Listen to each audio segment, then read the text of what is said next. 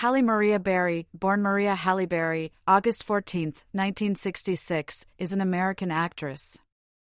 She began her career as a model and entered several beauty contests, finishing as the first runner-up in the Miss USA pageant and coming in sixth in the Miss World 1986.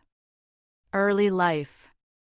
Berry was born Maria Halle Berry in Cleveland, Ohio, on August 14, 1966, to Judith and née Hawkins, an English immigrant from Liverpool, and Jerome Jesse Berry, an African-American man. Her name was legally changed to Halle Maria Berry at the age of 5. Her parents selected her middle name from Halle's department store, which was then a local landmark in Cleveland. Berry's mother worked as a psychiatric nurse, and her father worked in the same hospital as an attendant in the psychiatric ward. He later became a bus driver. They divorced when Berry was 4 years old, and she and her older sister Heidi Berry Henderson were raised exclusively by their mother. She has been estranged from her father since childhood. 6, noting in 1992 that she did not even know if he was still alive. 5, her father was abusive to her mother, and Berry has recalled witnessing her mother being beaten daily, kicked downstairs, and hit in the head with a wine bottle.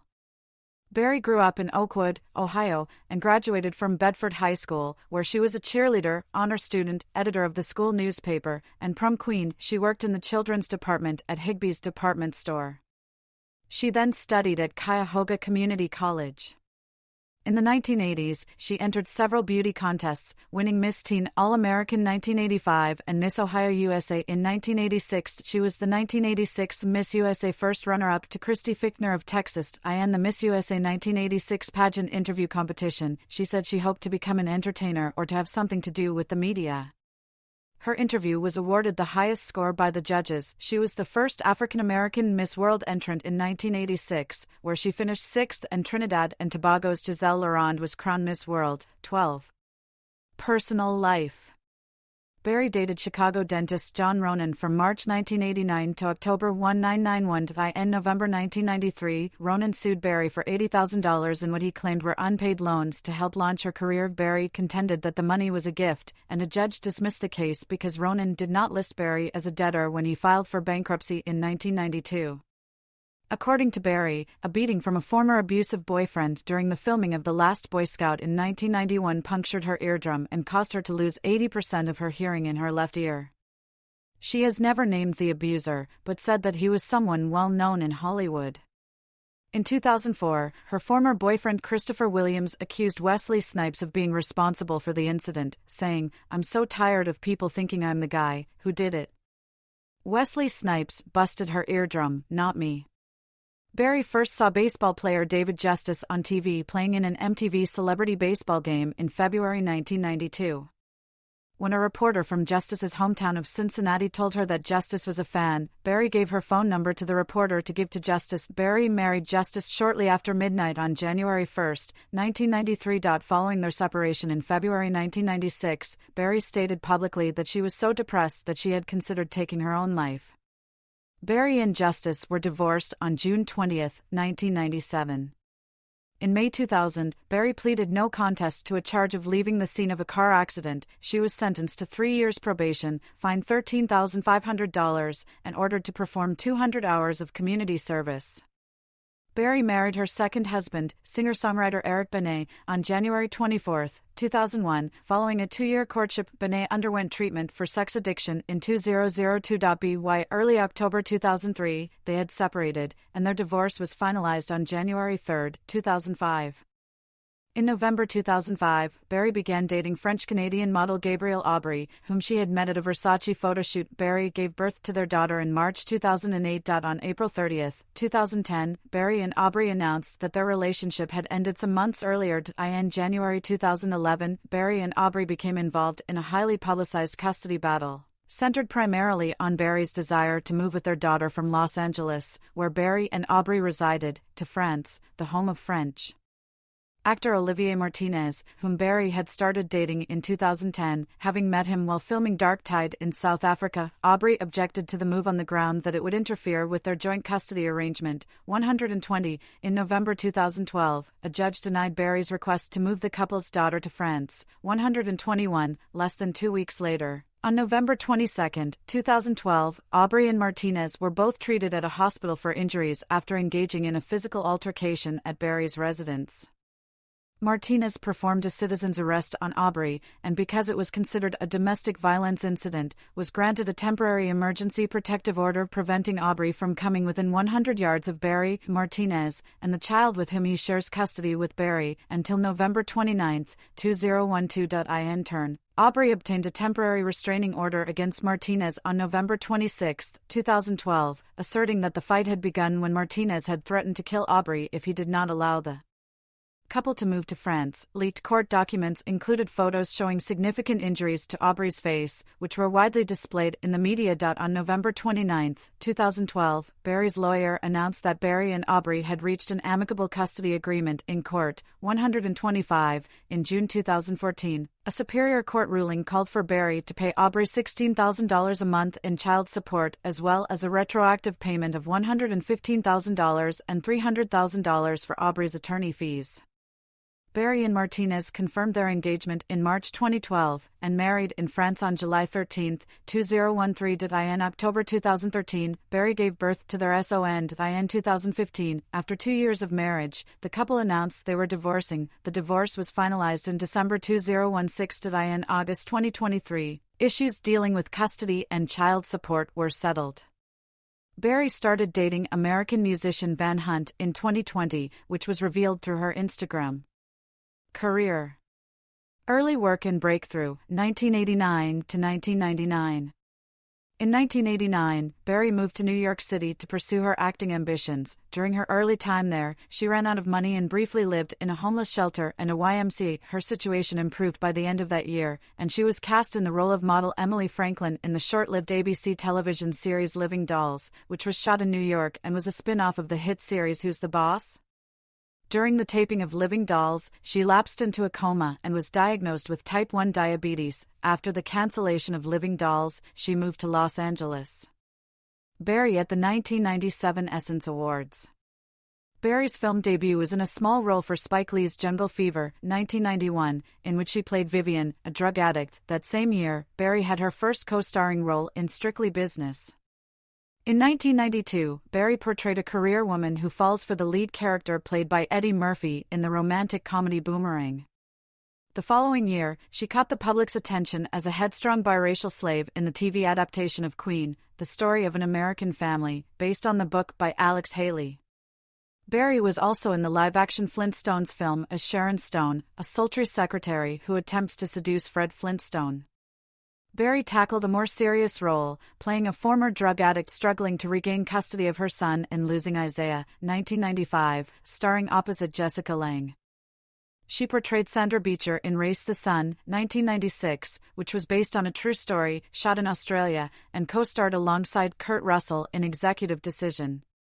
Beginning in 1996, she was a Revlon spokeswoman for 7 years and renewed her contract in 2004.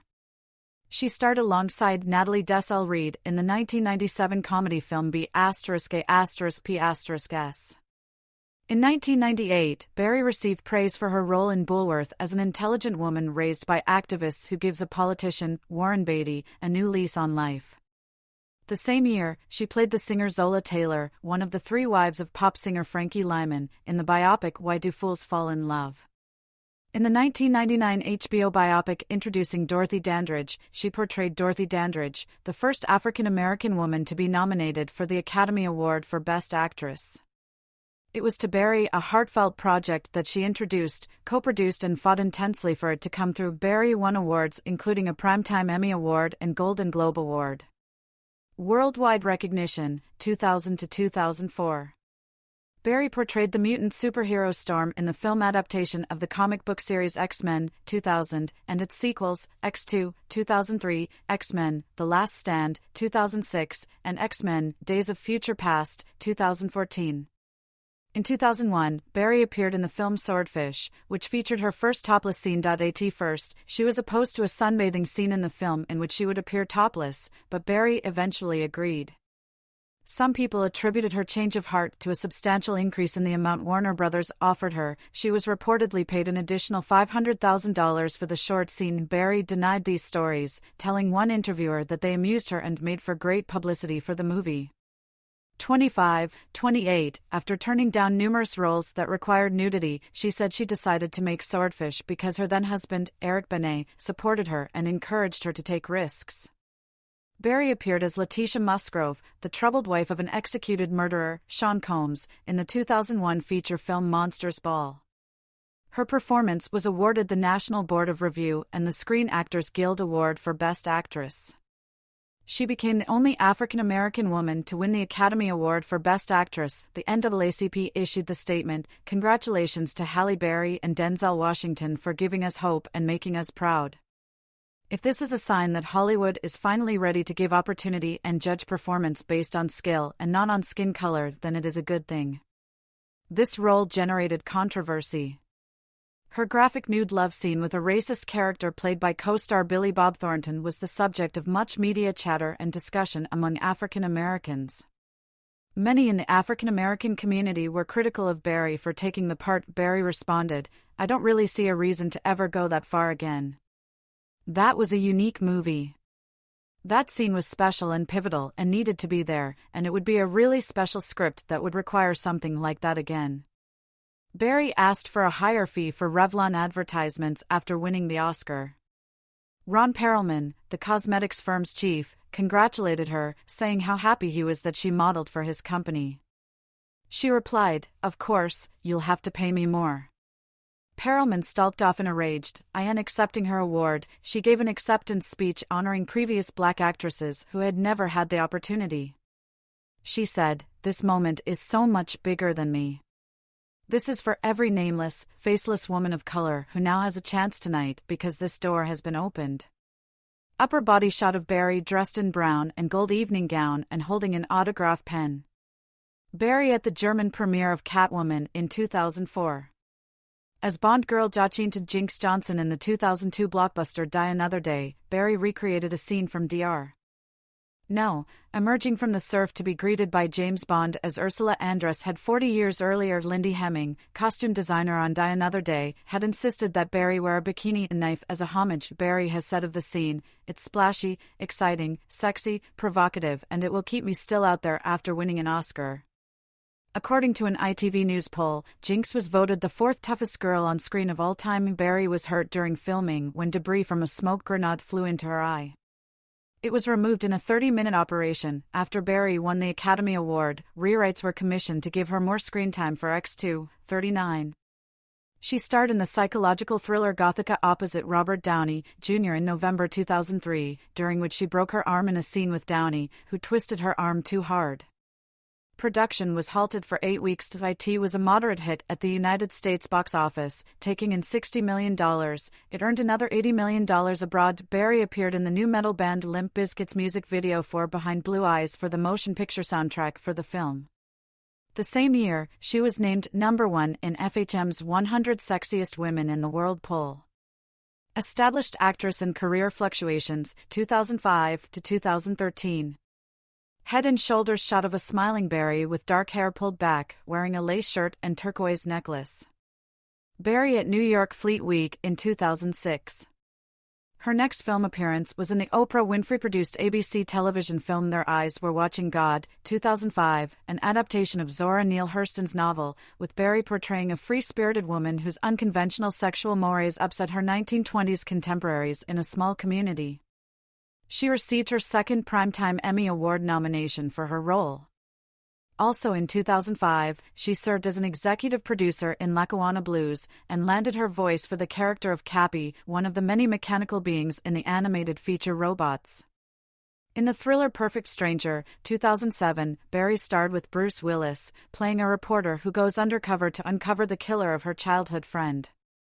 The film grossed a modest $73 million worldwide and received lukewarm reviews from critics, who felt that despite the presence of Berry and Willis, it is too convoluted to work and features a twist ending that's irritating and superfluous. Her next 2007 film release was the drama Things We Lost in the Fire, co-starring Benicio del Toro, where she took on the role of a recent widow befriending the troubled friend of her late husband. The film was the first time in which she worked with a female director, Danish Susanne Bier, giving her a new feeling of thinking the same way, which she appreciated. While the film made $8.6 million in its global theatrical run, 51, it garnered positive reviews from writers. The Austin Chronicle found the film to be an impeccably constructed and perfectly paced drama of domestic and internal volatility and felt that Berry is brilliant here, as good as she's ever been. In April 2007, Berry was awarded a star on the Hollywood Walk of Fame in front of the Kodak Theater at 6801 Hollywood Boulevard for her contributions to the film industry, and by the end of the decade, she established herself as one of the highest-paid actresses in Hollywood, earning an estimated $10 million per film. In the independent drama Frankie and Alice, 2010, Berry played the leading role of a young multiracial American woman with dissociative identity disorder struggling against her alter personality to retain her true self. The film received a limited theatrical release, to a mixed critical response.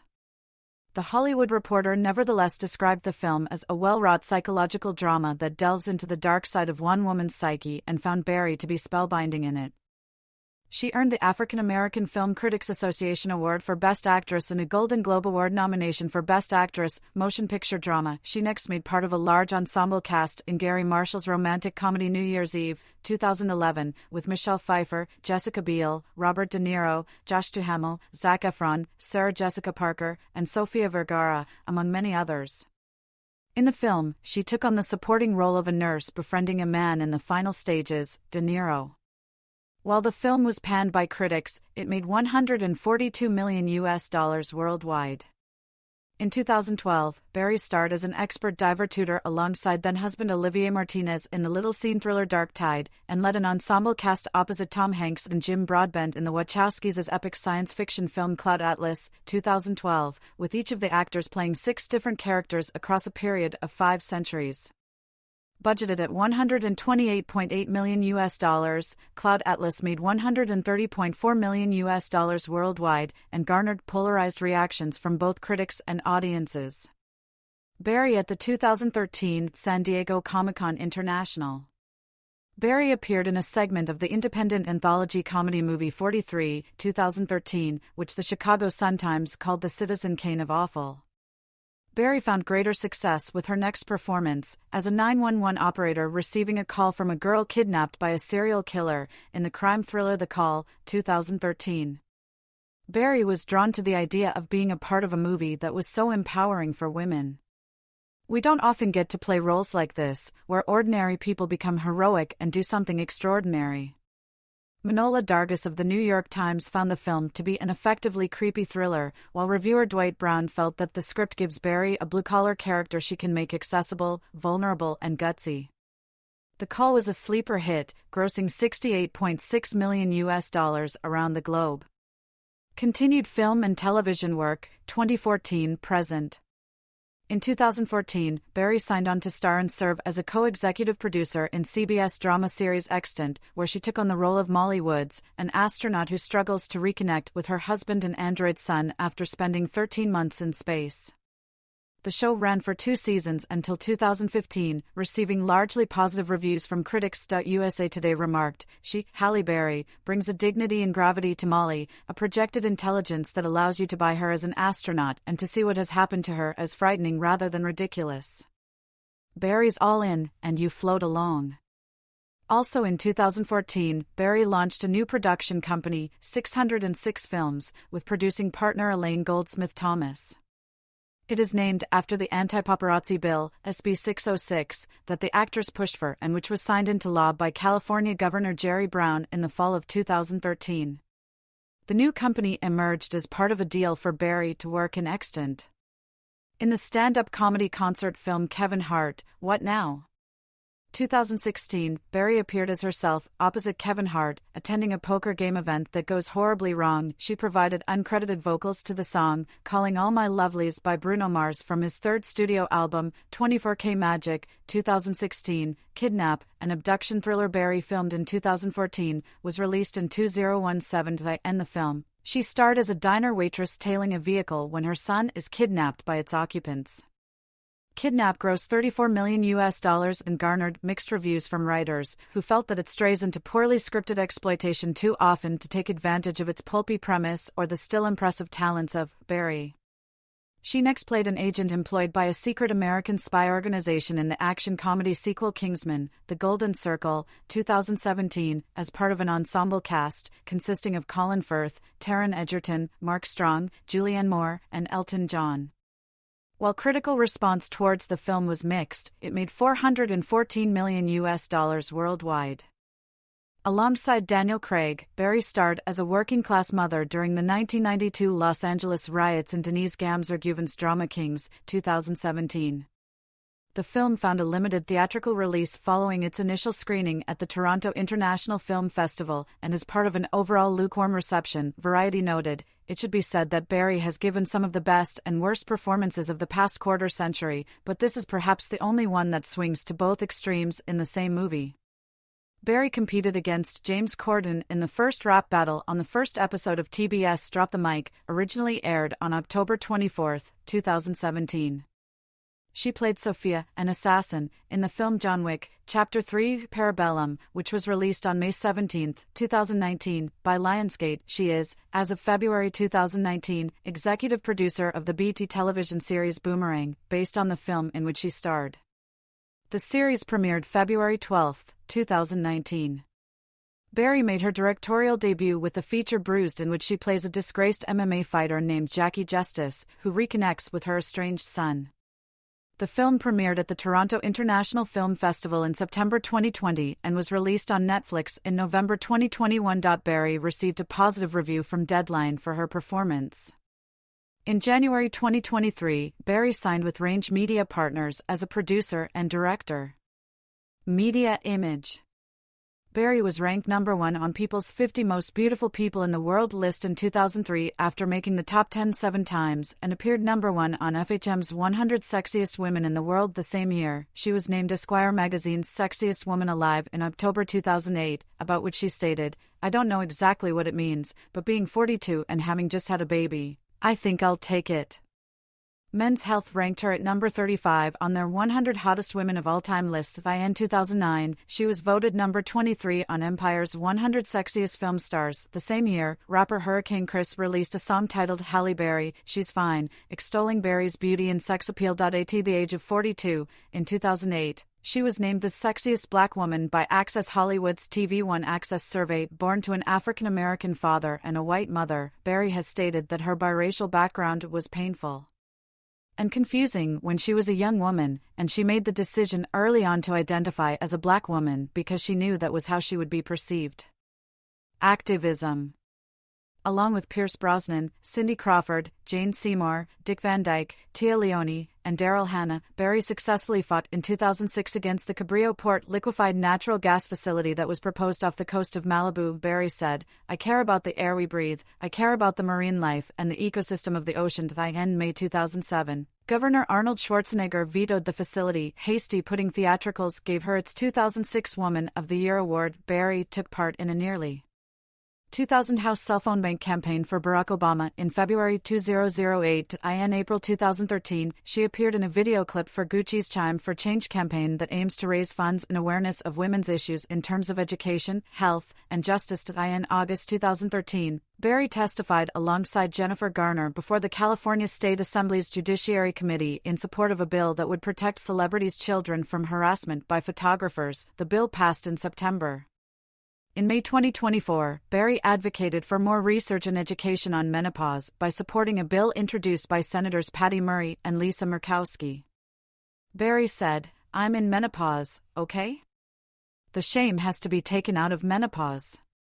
We have to talk about this very normal part of our life that happens. Our doctors can't even say the word to us, let alone walk us through the journey.